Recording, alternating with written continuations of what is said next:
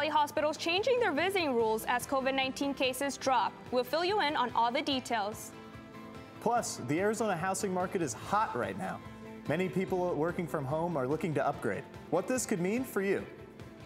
And later this half hour on Break It Down, how political correctness showcases our evolving society. Cronkite News starts now.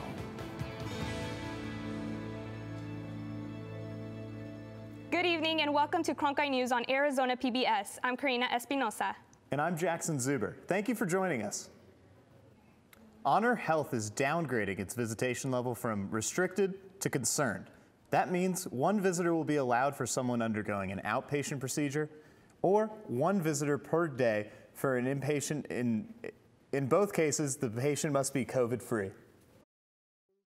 We are ready to move to the concern category. We'll be doing that tomorrow, and that will mean if you have a procedure at one of our hospitals, you will be able to have what we call a +1, somebody who's designated by the patient to come with them to wait and then to help them home. And then if they are an inpatient in the inpatient setting, then we have visitation from 3 to 7:30 in the afternoon.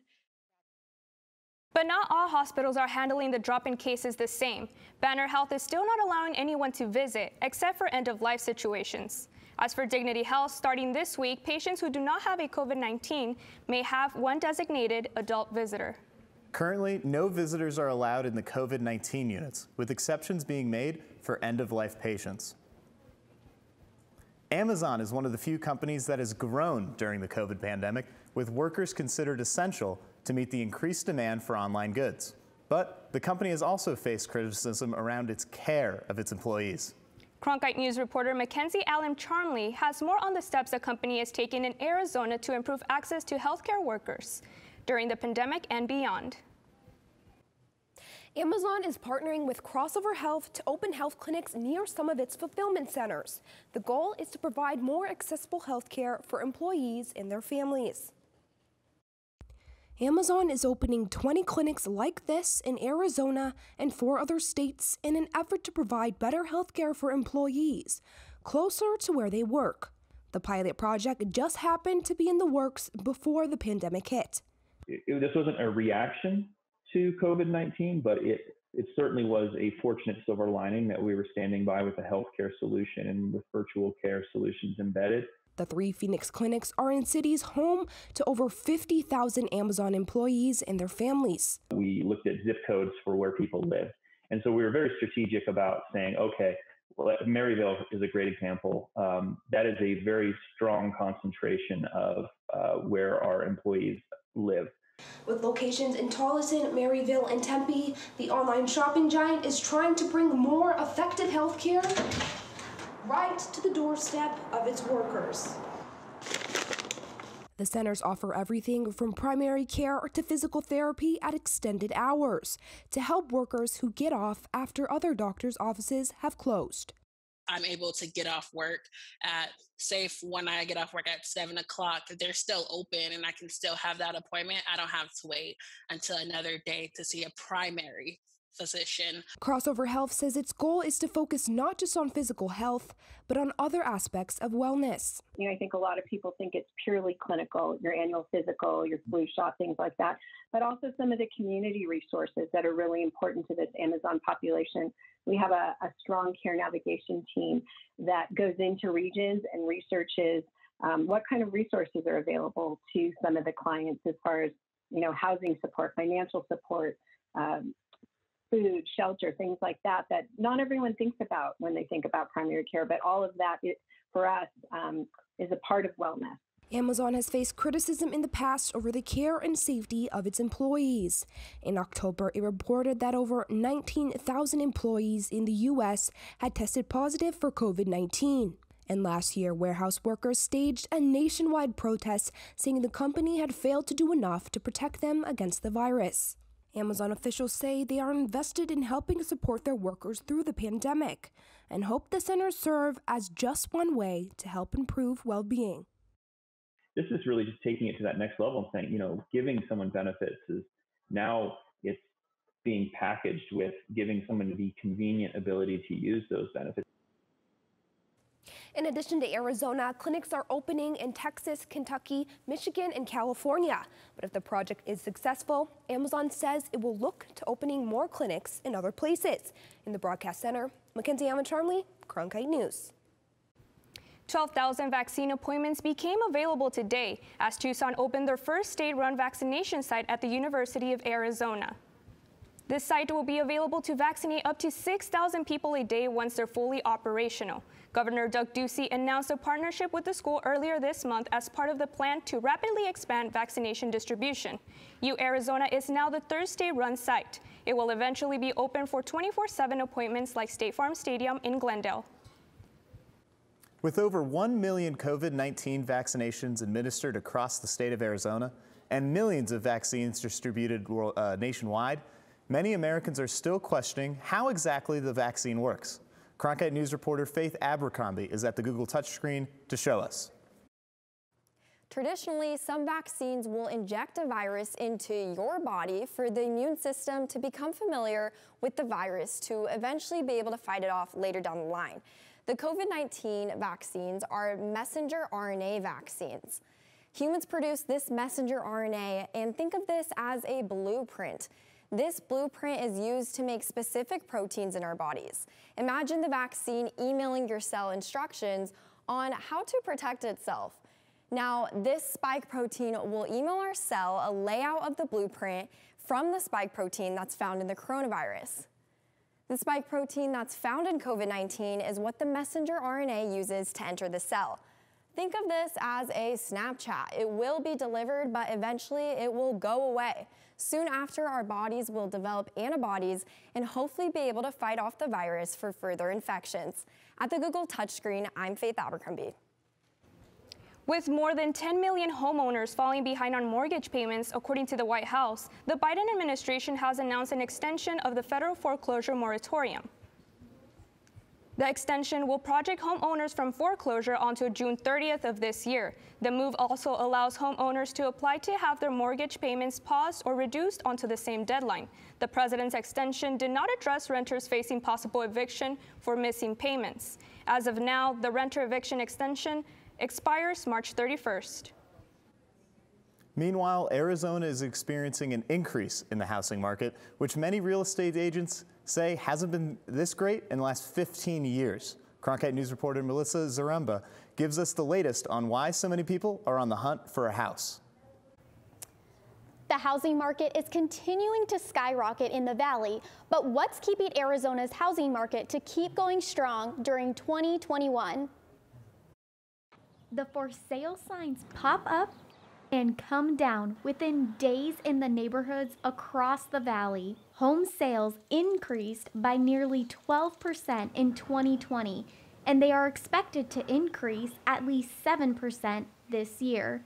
Local real estate agents Cecilia Quiroz and Emmanuel Perez say they have seen a major increase in buyers since 2019. Back then, it was just like 5 to 10 offers max. Now it's gotten to 20 to 30 to 40, and I've heard 70 offers per house. It has been insane. According to Associated Press, November home prices in the United States jumped more than 9% compared to a year ago. Guido says interest rates as low as 2.7% make buying a home possible for a lot of people. 2021, 2020, they've been so low that they're actually buying houses that they wouldn't be able to afford if it was at a 4% interest, 5% interest rate or 6% interest rate. And the healthy housing market is adding to a population growth in the state. According to Land Advisors organization, Phoenix currently ranks number 2 in the United States for population growth. With so many people wanting to buy homes and are continuing to move to Arizona, there is a major concern if there is enough land and supplies to keep up with this high demand. Certain products and materials, and that raised prices.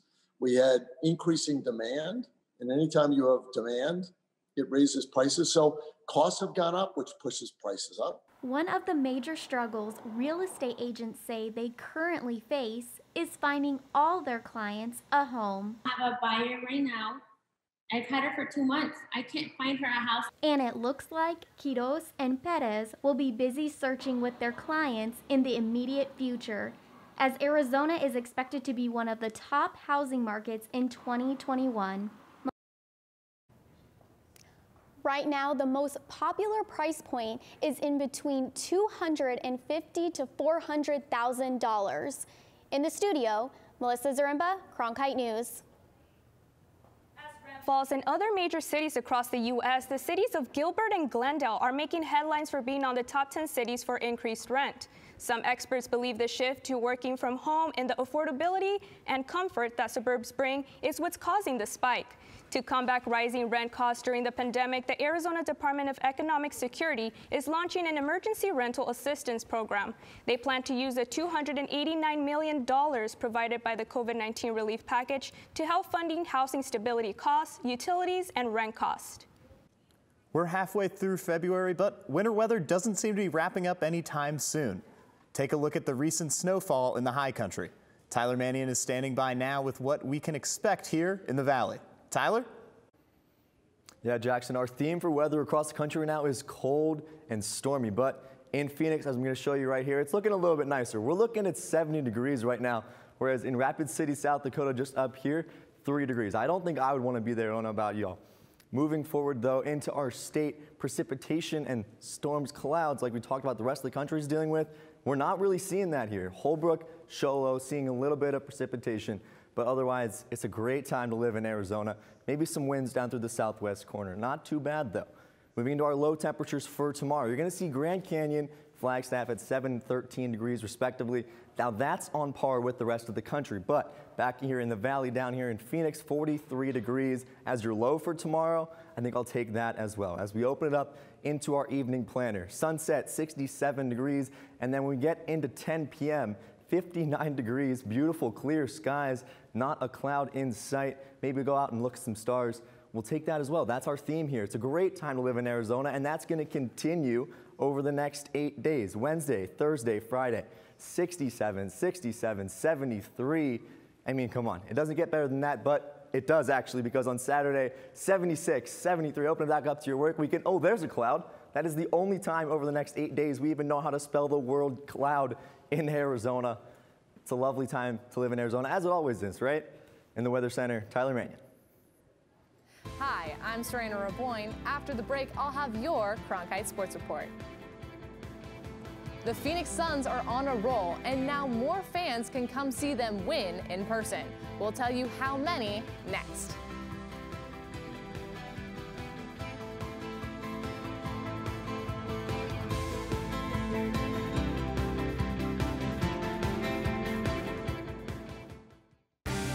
This month in Passport, your on-demand library of the best of PBS. Everyone has secrets. Are you protecting someone? I have no choice. You do have a choice. You're looking at him. That's amazing. We could be standing on top of a T-Rex right now. Women demanded new space and pushed the boundaries of what being a lady means. These and other shows are available with Passport. Become a member of this PBS station. Sign in and start streaming today. Here we go, lights up. Whoa. As artists, we conduct our educations in public. You can never know whether it's going to be a success. One just has to risk it.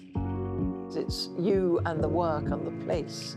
It's a very particular relationship. Here's our lens. Tell us what you think. Friday night at 9 on Arizona PBS.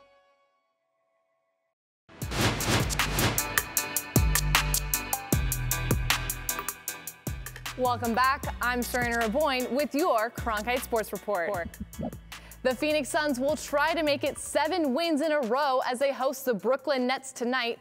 The win streak couldn't come at a better time as the team starts to allow more fans. Cronkite News reporter Zach Keenan tracks the latest attendance plan at Phoenix Suns Arena. After nearly a year of an empty arena, the Suns are welcoming fans back to downtown Phoenix. On behalf of the entire Phoenix Suns organization, I'd like to thank you all for being here today as we celebrate our healthcare heroes. The Suns first provided free tickets to healthcare workers for the team's game on February 7th versus the Celtics. Suns forward Cam Johnson has a special connection, as his mom works as a school nurse in Pittsburgh. I definitely have a really high level of appreciation for all the nurses, all the healthcare workers. They've sacrificed so much, and they've really done a lot to just save and heal our country.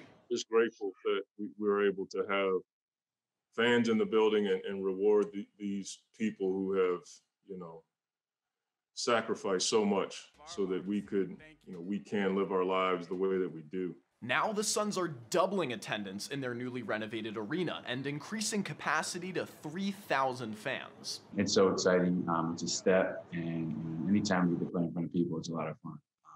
It lifts up the spirit of the arena, it lifts up the energy. In a year where the majority of NBA teams are not permitting in-person attendance, fans from all over the country are traveling to downtown Phoenix. This is really cool for us to be down here in 72-degree weather instead of minus 15 in Madison, Wisconsin today. In-game wasn't that different because they pumped music in, but like around here it's just weird. It's kind of dead. Like all the bars, like usually those would be bumping, It's good to be back anyway. The Suns are currently one of 11 teams in the NBA allowing in-person attendance, but at an 18,000-seat arena, we're far from back to normal. In downtown Phoenix, Zach Keenan, Cronkite News. Tonight's matchup versus the Brooklyn Nets will be the first game where the capacity increase of 3,000 goes into effect. Goaltender Darcy Kemper was the star of last night's Coyotes' 1-0 win over the St. Louis Blues. He stopped the puck 24 times to earn his 9th shutout with the Coyotes. Kemper credited the team with their help. Yeah, they always feel good. I always say it takes the full team to get a shutout. The guys got to be really good in front of you, and they were great tonight. And, it's kind of a team stat. That does it for today's Cronkite Sports Report. Back to you, Karina and Jackson. Thanks, Arendon. That's it for Cronkite News tonight. Thanks for joining us. For Arizona top stories anytime, go to cronkitenews.azpbs.org.